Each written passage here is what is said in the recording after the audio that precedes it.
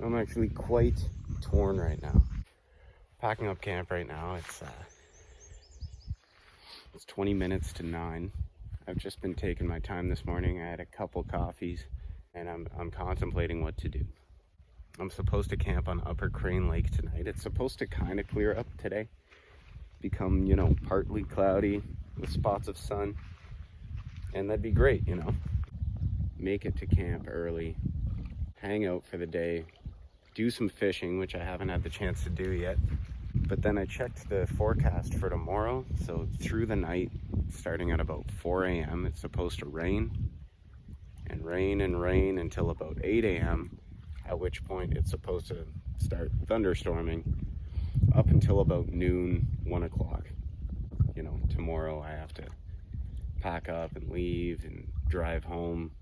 So I'd get home. I might get home late. I mean, that's a non-issue. It's just, you know, do I want to sit at camp all morning and wait out the storms and get my gear all soaked?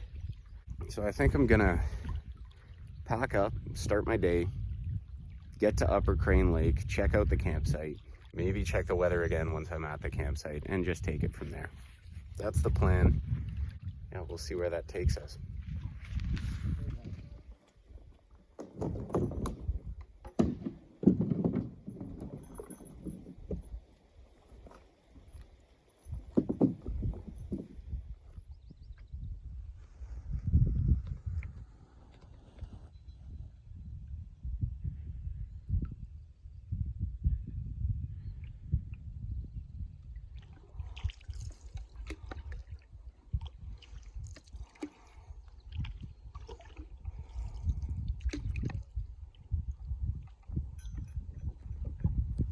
This is the portage from Cinder into Muck Lake. You can see the clearing into Muck.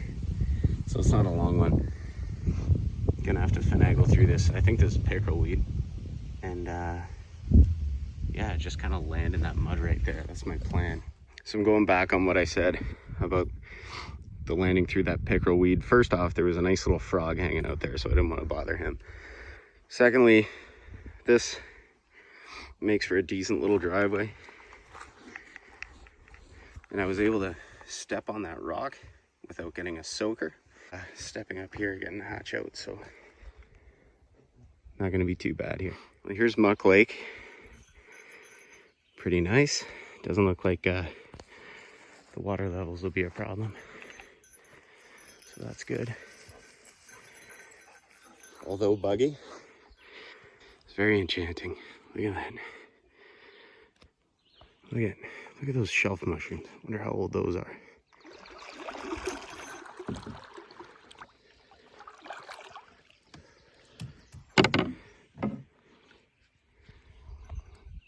Portage into Rain Lake.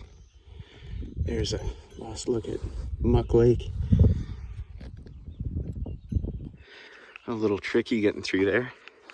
Had to walk up this log, but yeah, muddy, very muddy. And I could see how in lower water this would be quite the challenge. Also, Muck Lake there, I was grazing sunken logs the whole time. So if the water levels were any lower, that would have been really hard to navigate, especially the little marshy bit in the beginning and over here.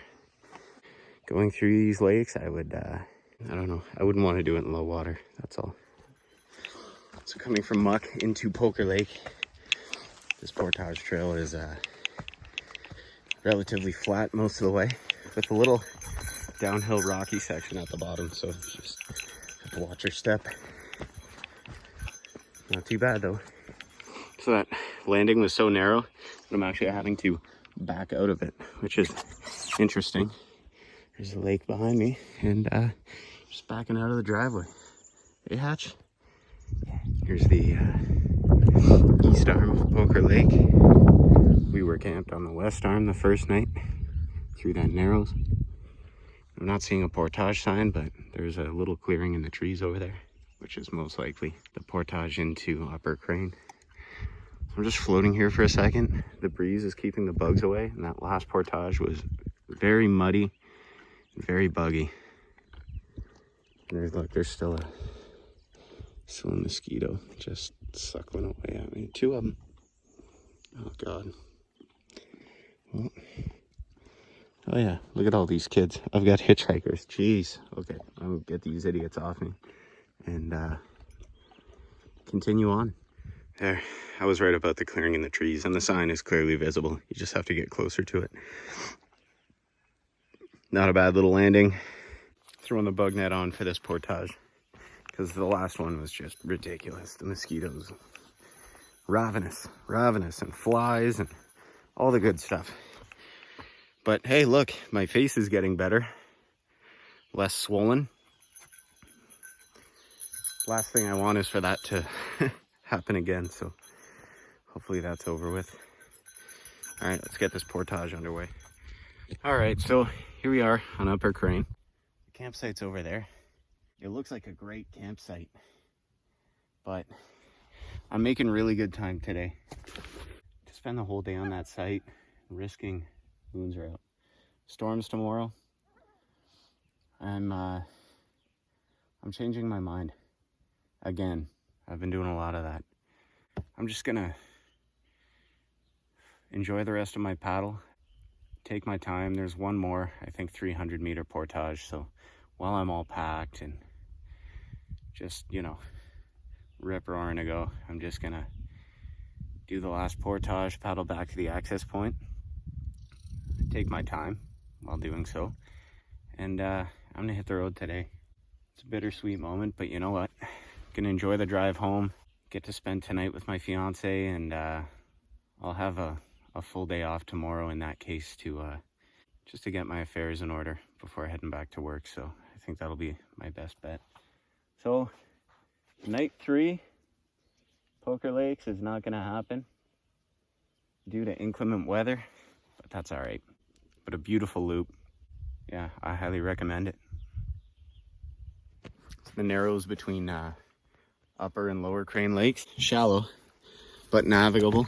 I can only imagine I'm paddling in pretty high water right now, considering all the rain we've gotten as of late. Looks like I'll be able to push through there, no problem. But again, in low water, this would probably suck. One more to go, buddy. That's the first campsite coming into Lower Crane from Bentshoe. A decent little site. Nothing to write home about. Now there was the other one on this lake. The one on Upper Crane looks really nice, but like I said, it was just not open enough that it would keep the bugs away. There's the portage going into Bentshoe, and then that's the last one for today. And back to the access point and heading home. And one last look at Lower Crane. Beautiful lake. None of these landings have been perfect by any means, but none too difficult. Let's see what we got here. Okay, so it's a 200. From Lower Crane into Bentshoe. This is what you see coming in from Bentshoe if you do the route this way. I went the opposite way, taking the 400 into Poker my first night. And when I say night, it's because it was approaching darkness when I arrived at my site. But yeah, here we are, heading out. Here's a beautiful landing on Bentshoe Lake. And it's looking nice out there. You have to paddle through a little swampy section over there, through some narrows. And I'll be on the main section of the lake, closer to the access point, but still have to go back and get the canoe. So really nice portage here though. Last portage of the trip. I better pay attention so I don't trip. Whew. Man, this canoe's heavy. Well, that's the sound of the highway. We're on our way out. We got some good folks camped here on Bentshoe. It's like, aside from that couple in the motorboat, the only people I've seen today. But anyway, I don't want to be too loud and bother them, so off I go. Here's what the narrows on Bentshoe looks like. That section over there is the lake that we came in on, and started the trip, rather. And this is the little arrows through it. There's a nice couple camping there with their, they had a golden retriever too, just a little older than Hatch. Had a nice little chat with them. They were thinking about ducking out early too because of the storm, so. They also had an amazing tarp and bug shelter set up, so I mean, they could weather a storm with that setup. So here's the island on Bentshoe, the access lake. Just beyond it is the access point. You can hear the highway there clearly. And we'll be crossing that to get back to the parking lot. He's a dirty, dirty boy, so I'm gonna wipe him down before we get him back in the car. And, yeah. One last look at the Poker Lakes loop right here. Whew. Where are we, Hatch? We back at the car? It's ready to go, this guy. Hey. Oh, that's my good boy. Did you have a nice trip, bud? Well, that's it. Canoe's all strapped up. Hatchy boy is in the back seat. Congrats, bud, on your first portage trip. Oh man, the bugs were nasty. All right, so what have I learned from this trip? I've learned that the Poker Lakes is a beautiful loop, best traveled in high water, which we were blessed with. I do not react well to fly bites. I've experienced that before in the Gibson River, the Upper Gibson, in the Seven River Conservation Reserve. I was paddling through a swampy area there, and the flies got my hands swelled up, my ears swelled up, but it never happened that my eyes swelled up. And this time, when I was on Ooze Lake, I got 2 deer flies, I think. They bit me on each corner of the eye. My eyes are still a little swollen. So that was strange. I just don't react well to fly bites. That's what it comes down to. So that means more head net. One of those little Ben's head nets. Those things are great. Knit elastics around your hat. So it stays nice and secure. With the white buff, I'm lit up. You can see, look at my arm. That's crazy. Well, great trip though. Hatch did a great job. I'm glad I got to get out and see the Poker Lakes loop. I cut it short by a day, and for good reason. I don't want to paddle out of there and raging thunderstorms. Anyway, thanks. So I had to stop at Mr. Sub. It's a thing. If I see a Mr. Sub, I'm stopping there. Just an assorted mayo sub sauce. Some good fresh veggies. Oh. We used to have a Mr. Sub in Windsor. I used to get it on sub day at school. So this is a very nostalgic flavor for me, but I can't find it anymore unless I'm traveling. So cheers.